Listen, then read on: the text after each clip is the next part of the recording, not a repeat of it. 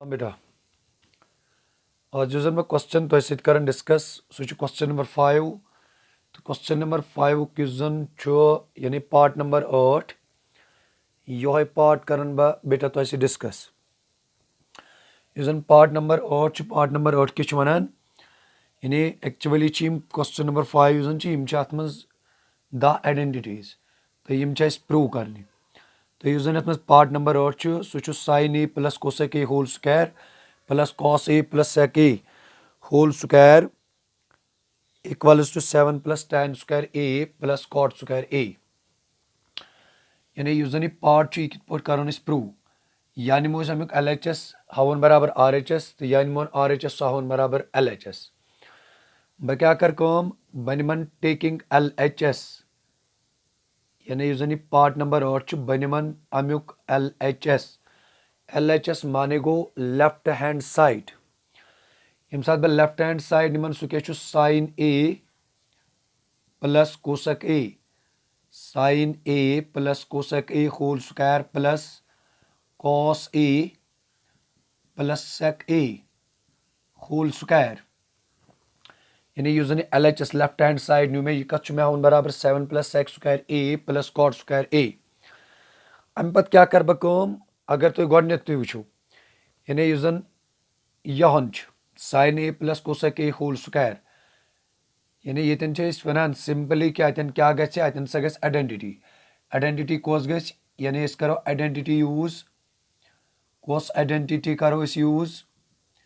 a plus b whole square ये a plus b whole square कत बराबर a square plus 2ab plus b square यतन अगर वो a वैल्यू गो sin a तो यस जन b value that is cosec a यानी मे क्या कर अतन मे हसा कर अतन यूज आइडेंटिटी कस कर बह यूज सो आइडेंटिटी कर बह अतन यूज यानी sin a plus cosec a whole square यह कत गो बराबर यानी a स्क्वायर सह गो sin स्क्वायर a प्लस हाँ 2a माने sin a b माने कोसेक a प्लस क्या प्लस b स्क्वायर यानी कोसेक स्क्वायर a तम पत क्या करो अगर तुम यहन वो यन तह सेम आइडेंटिटी यूज कस आइडेंटिटी कर बह यूज यानी a plus b whole square यानी अतन अगर वो आइडेंटिटी कस करो यूज अतन कर बह सेम आइडेंटिटी कस सेम आइडेंटिटी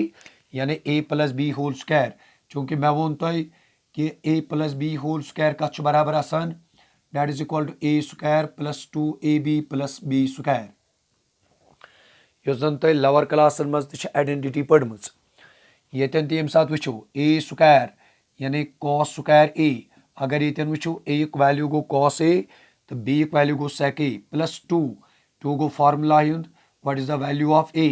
सह cos a what is the value of b सह sec a keep in mind plus क्या ये प्लस ये कोसेक स्क्वायर a कोसेक ना बेटा कोसेक नहीं क्या यानी यन यह बे प्लस यह बे sec square a keep in mind मगर यन त्रुस रीजन यूजिंग आइडेंटिटी यानी मे हसा कर यूज आइडेंटिटी तम पत क्या करो यानी यस जन स्टेप यह कर बह simplify N go sin square a गो इथे पे ये सिंपलीफाई कर कहें तह जरूरत यह क्या बन यह बन 2 इंटू ये लिख बह 1 यह 1 क्या लिख बह चूंकि मे लट वोनमुत अगर कह नंबर निमोन यानी यम सात बह नंबर निमन मल्टीप्लाई कर बह तथ पन रेसिप्रोकल फॉर एग्जाम्पल अगर तुम वो नीव 2 करो रेसिप्रोकल इंटू यानी 1/2 यह कत गो बराबर यह गो बराबर 1 यथे पे तुम पोर्मुत कि यम जन ट्रिग्नोमेट्रिक रेशोज यानी तुम पोर्मुत sin थीटा तुम पोर्मुत cos थीटा तुम पोर्मुत tan थीटा यानी sin थीटा पोर्मुत तुम cos थीटा पोर्मुत tan थीटा पोर्मुत यथे पे मे तुम यह वोनमुत यमुक रेसिप्रोकल tan थीटा गो cot थीटा cos थीटा गो sec थीटा sin थीटा गो जन reciprocal that is cosec theta यानी यम सात रेसिप्रोकल गई पान वन they are reciprocal to each other यम सात मल्टीप्लाई करो मतलब यानी बह वन तेल जन sin theta into cosec theta यह कत बराबर यह बराबर 1 तवे मूजूब वो ये यानी यह sine theta into cosec theta अमे बदल क्या लिख मैं अमे बदल लिख मैं 1 प्लस यह कोसेक स्क्वायर ए यह यह थवन बह साइलेंट प्लस कॉस स्क्वायर ए यह थवन बह साइलेंट प्लस ये अगर तुम ब्या रीजन वो क्या मैं वो तुम वनी कॉस थीटा तो sec theta reciprocal to each other तेल वन्ना बह यह cos theta into sec theta यह कत बराबर यह बराबर 1 तेल क्या कर बह यह गो 2 इंटू गो 1 प्लस क्या गो प्लस गो सेक स्क्वायर ए हाँ अमे पे क्या कर बे कर बह सिंपलीफाई यानी यह गो साइन स्क्वायर ए प्लस 2 1 जा गो 2 plus go cosec square A plus go cos square A plus गो 2 1 जा 2 प्लस गो सेक स्क्वायर ए अमे पे क्या करो आर एच एस यानी यह अमुक आर एच एस यह अमे आइडेंटिटी हूँ आर एच एस बह त्रा सी तथ कुन त नजर यानी मे गुन 7 बे गुन सेक बे गुन कॉट मतलब यह 7 यानी तेल गस मे यून ये गसन कह नंबर इन तिमन सम तिहुंद सम कर बन 7 गो यह साइन अमे सह मे कहें फ़ायदे कॉस सह मे कहें फ़ायदे क्या कहें फ़ायदे क्या मे सेक तो कॉट तमिक माने गो यह कि यह साइन स्क्वायर ए साइन स्क्वायर ए यह बे कॉस स्क्वायर ए यम निमक बह अक्सी शाय यम क्या निमक बह अक्सी शाय तिज तुम आइडेंटिटी पढ़म कि यह sine square theta plus cos square theta that is equal to 1 यानी यम सात बह इकट्ठे निमक यानी सह कत बन बराबर दैट इज इक्वल टू 1 यह प्लस 2 लिख बह इथे पे प्लस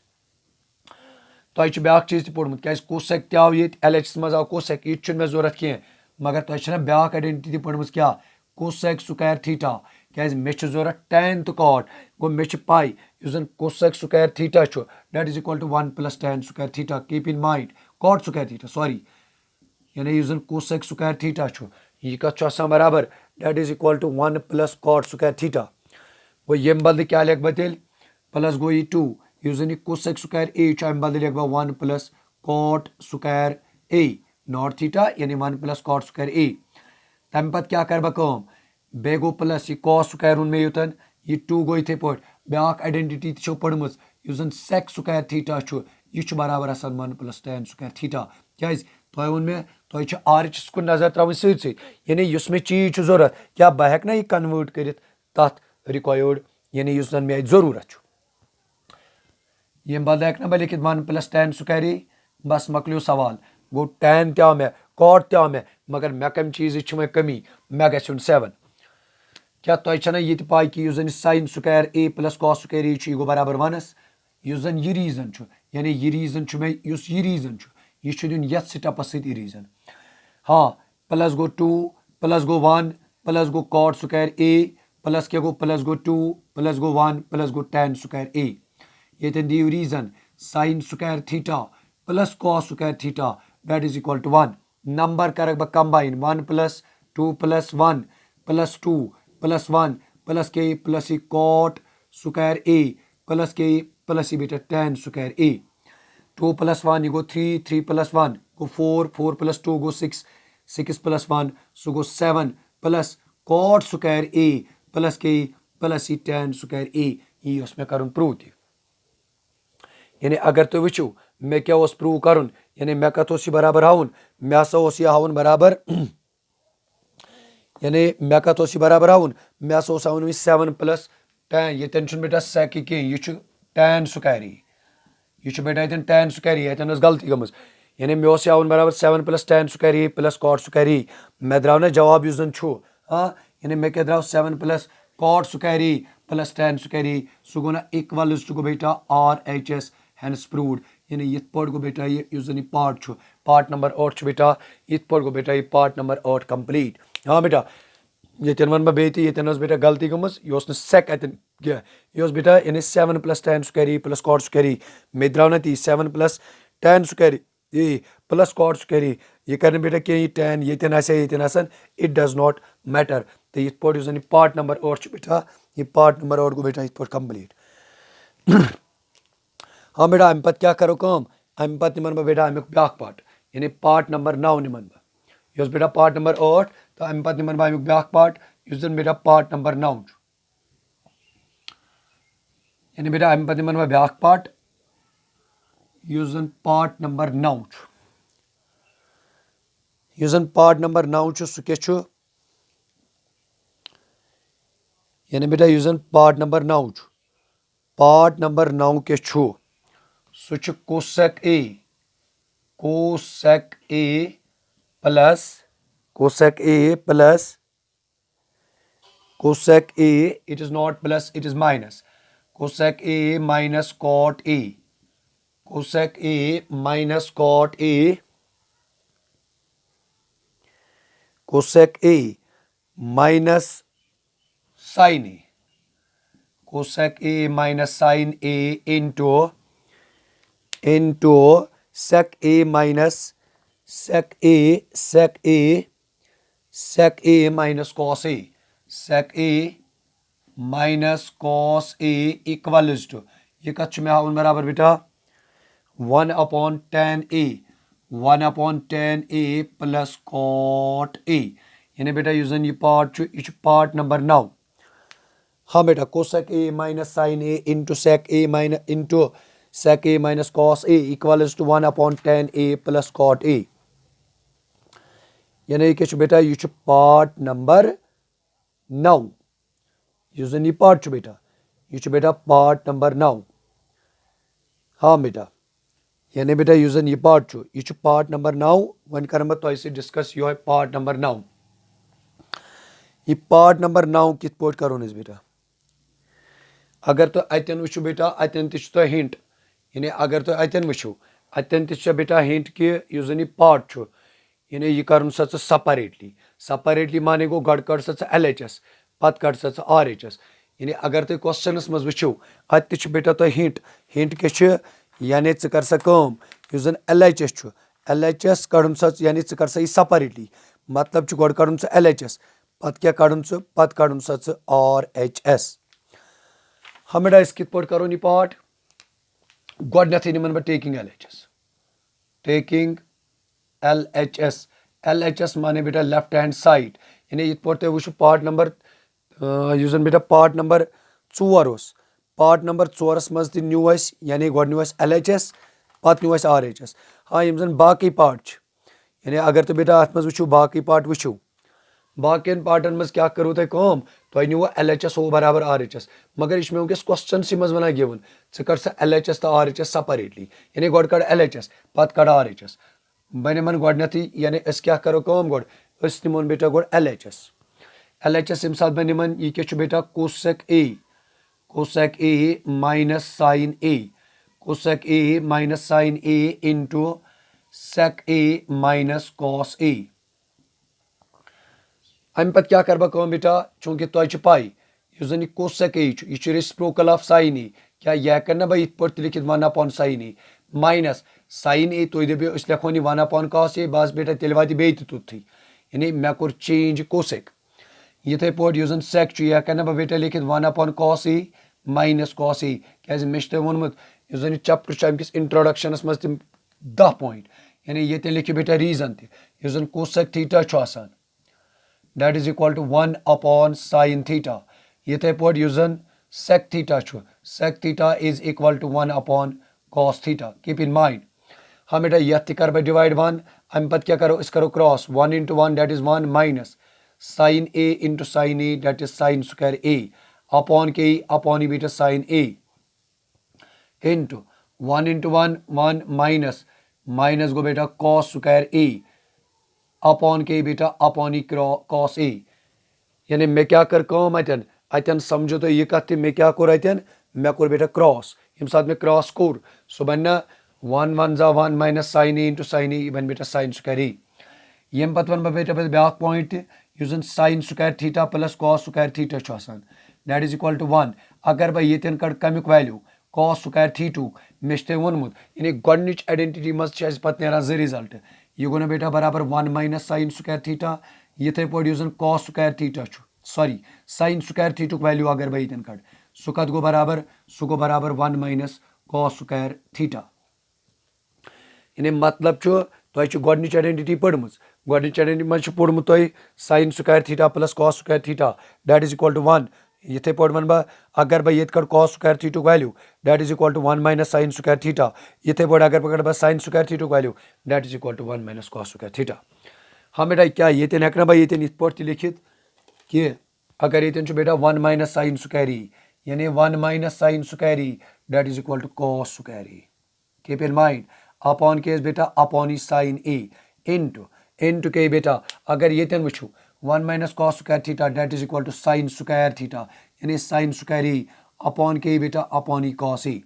क्या ये कॉस मज तो कस गस कैंसल ये मज तो बेटा कैंसल अत क्या गो तेल गेट तुम अत गो बेटा गेट तुम कॉस ए साइन ए यानी यह कॉस ए यह कॉस स्क्वायर ए यानी कॉस गो बेटा कैंसल अत बचो कॉस यह साइन स्क्वायर ए यह साइन ए यानी यम सात तुम बेटा ये कसर चटू ये बच साइन ए यानी उस मे बेटा LHS LHS का द्रा मे बराबर LHS द्रा मे बेटा बराबर साइन ए कॉस ए अम पत क्या कर बह अम पत कर बेटा बह वन वन अमुक RHS क्या यानी मे ये कर यह कह मे वन यह हिंट ओडे कर सा यह सपरिटी यानी गो कड़ LHS पत कड़ RHS मे उम्मीद कि योतान गो तो बेटा क्लियर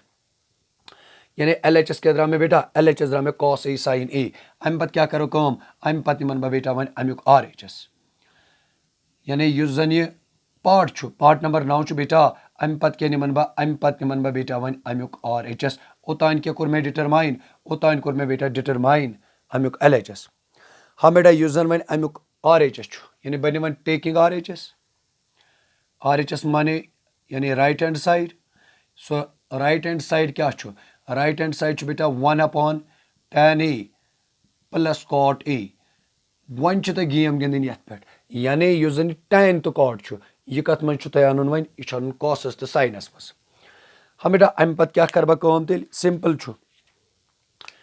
ये पाए अगर बह हेकन ये पे लिखित tan हेकन बह लिखित sine A upon cos A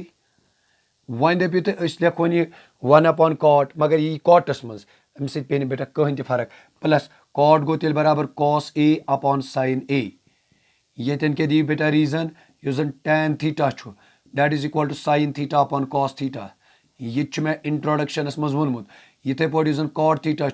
that is equal to cos theta upon sine theta keep in mind यानी cos theta upon sine theta क्या रीजन बेटा दिन तुम यानी स्टेप पत स्टेप बेटा तुम रीजन दिन LHS थो तो याद LHS द्राव कॉस ए बे द्राव साइन ए हम बेटा ये साथ सिंपलीफाई कर क्या बन sine A into sine A that becomes sine square A cross करो बेटा plus cos A into cos A ये बन बेटा कॉस स्क्वायर ए अपॉन के एस अपॉन ए बेटा कॉस ए बे के बेटा बे साइन ए हम बेटा ये बन तेल 1 अपॉन 1 बे के बेटा बे कॉस ए साइन ए यानी बे के बेटा बे कॉस ए साइन ए मगर क्या ये क्या ये वन तो ना पई उस sine square theta plus cos square theta that is equal to बेटा 1 यह ना बेटा यानी यह कस यह क्या तेल बेटा यी ना कॉस ए साइन ए मगर इक्वल टू LHS क्या लेफ्ट हैंड साइड ते द्रा मे यी तेल वना बह बेटा this simplify left hand side equal to right hand side hence proved यानी ये पे गो बेटा यह पार्ट प्रूव यानी उस बेटा यह कॉस ए साइन ए यह हसा गि न्यूमरेटरस मज तो ये पे गो बेटा यह पार्ट नंबर 9 उस यह पार्ट नंबर 9 तो गो बेटा अमुक कंप्लीट।